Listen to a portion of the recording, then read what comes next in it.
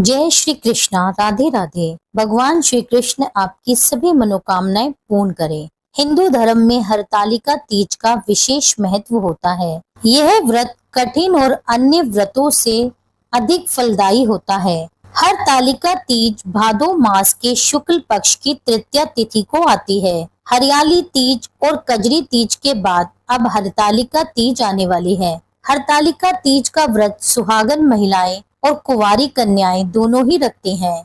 सुहागन महिलाएं अपने सुहाग की लंबी आयु और अच्छे स्वास्थ्य की कामना से यह व्रत करती हैं और कुंवारी कन्याएं यह व्रत अच्छा जीवन साथी पाने के लिए और आगे आने वाले अपने दाम्पत्य जीवन को बेहतर बनाने के लिए यह व्रत रखती हैं। तो आइए आज की इस वीडियो में आपको बताते हैं कि साल 2024 में हरतालिका तीज का व्रत किस दिन रखा जाएगा, तृतीया तिथि कब प्रारंभ होगी और कब समाप्त होगी। हरतालिका तीज पर भगवान शिव और माता पार्वती की सरल पूजा विधि जानेंगे और व्रत हमें कब धारण करना है और इसका पालन करने का शुभ मुहूर्त क्या रहेगा और व्रत से जुड़े कुछ नियम जानेंगे। वीडियो में आगे बढ़ने से पहले आप सभी से मेरा अनुरोध है कि अभी तक अगर आपने मेरे चैनल को सब्सक्राइब नहीं किया हो तो सब्सक्राइब कर लीजिए ताकि मैं आगे भी आपके लिए ऐसी ही उपयोगी वीडियो बना सकूं। और यदि आपको मेरी यह वीडियो पसंद आए तो प्लीज वीडियो को लाइक कीजिएगा ताकि मुझे पता चले कि आपको मेरी वीडियो पसंद आ रही है और आपके लिए मेरी वीडियो उपयोगी है। हरतालिका तीज वाले दिन सुहागन महिलाएं निर्जल और निराहार रहकर भगवान शिव और माता पार्वती की पूजा करती हैं और भगवान शिव और माता पार्वती से अपने अखंड सौभाग्य की कामना करती हैं। माता पार्वती ने भी इसी व्रत को धारण किया था। भगवान शिव को पति के रूप में पाने के लिए उनकी तपस्या से भगवान भोलेनाथ प्रसन्न हुए, तभी माता पार्वती ने भगवान शिव को पति के रूप में प्राप्त किया। ठीक उसी प्रकार कुंवारी कन्याएं भी अपने अच्छे वर प्राप्त करने के लिए और अपने आने वाले दाम्पत्य जीवन को अच्छा बनाने के लिए हरतालिका तीज का व्रत करती हैं। आइए सबसे पहले जान लेते हैं तृतीया तिथि के बारे में। तृतीया तिथि प्रारंभ होगी 5 सितंबर गुरुवार को दोपहर 12:23 से और तृतीया तिथि समाप्त हो रही है 6 सितंबर दिन शुक्रवार को दोपहर 3:02 तक। तो तिथि के अनुसार हरतालिका तीज का व्रत 6 सितंबर दिन शुक्रवार को रखा जाएगा। हरतालिका तीज वाले दिन पूजा का शुभ मुहूर्त रहेगा। सुबह का मुहूर्त रहेगा सुबह 6:01 से 8:32 तक और प्रदोष काल पूजा का शुभ मुहूर्त रहेगा शाम 5:50 से 7:23 तक। भगवान शिव और माता पार्वती की पूजा का सबसे शुभ मुहूर्त प्रदोष काल का मुहूर्त ही होता है। तो इस मुहूर्त में विवाहित महिलाएं और कुंवारी कन्याएं भगवान शिव और माता पार्वती की पूजा अवश्य करें। अब जान लीजिए हरतालिका तीज के व्रत खोलने का शुभ मुहूर्त। 7 सितंबर दिन शनिवार को सुबह 6:15 से 7:15 तक। इस समय के बीच में आप अपने व्रत का पारण कर सकते हैं। आइए अब हरतालिका तीज की सरल पूजा विधि आपको बताते हैं। हरतालिका तीज की पूजा विशेषकर प्रदोष काल के समय में की जाती है। तीज वाले दिन सुबह स्नान आदि से निर्वित होकर आपको अपने घर के मंदिर के पूजा स्थल में संकल्प लेना होता है कि आप किस प्रकार से इस व्रत को धारण करेंगे। उसके बाद शाम के समय आपको फिर से स्नान आदि करके विशेष रूप से भगवान शिव और माता पार्वती की पूजा करनी होती है। हरतालिका तीज वाले दिन वैसे तो चारों पहर में पूजा करने का विधान होता है, परंतु आप चारों पहर में यदि पूजा करना आपके लिए संभव ना हो तो आप केवल प्रदोष काल में ही भगवान शिव और माता पार्वती की पूजा कर सकते हैं। इस दिन आपको 16 श्रृंगार करके नए वस्त्र पहनने होते हैं। आप सबसे पहले एक लकड़ी की चौकी पर लाल या पीला कपड़ा बिछाकर उस पे थोड़े से अक्षत डालकर पूरे शिव परिवार को स्थापित कर लें। इस दिन वैसे पार्थिव मूर्तियों का ही पूजन होता है। इस दिन आपको मिट्टी से भगवान शिव, माता पार्वती और गणेश भगवान की मूर्ति बनानी होती है। अगर आपने मिट्टी की मूर्तियां बनाई हैं तो आप एक थाल में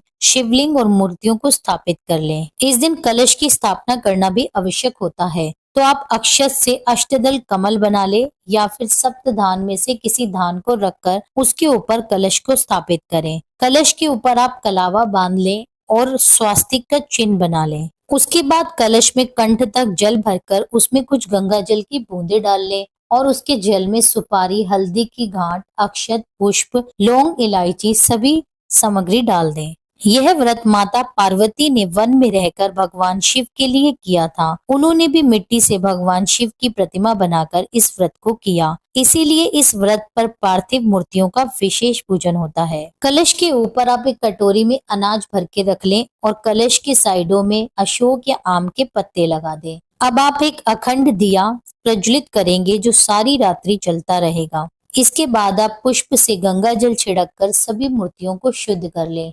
इसके बाद आप हाथ में पुष्प लेकर भगवान का आह्वान करें और आह्वान के बाद इस पुष्प को भगवान के चरणों में समर्पित कर दें।